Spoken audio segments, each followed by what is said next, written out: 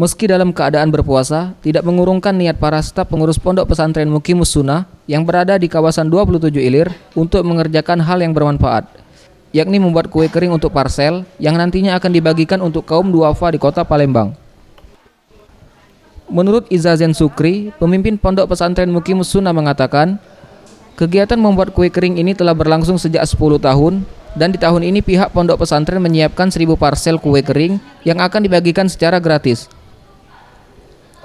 Untuk kue kering ini mulai dibagikan H-3 Idul Fitri 1438 Hijriah dengan 3 macam varian kue, yakni kue kacang, kue selai, dan kue coklat. Dan semua biaya pembuatan kue ini merupakan sumbangan dari donatur yang bersedekah selama bulan puasa. Sekarang udah 1000, waktu itu 100 paket pertama, terus setiap tahun naik. Tahun kemarin 700 paket untuk 700 duafa ulama masakin. Tahun ini insya Allah 1000. Untuk pembagian kue kering ini dibagikan secara door to door untuk mencegah panjangnya antrian saat dibagikan oleh pihak panitia. Tim Liputan Sriwijaya TV.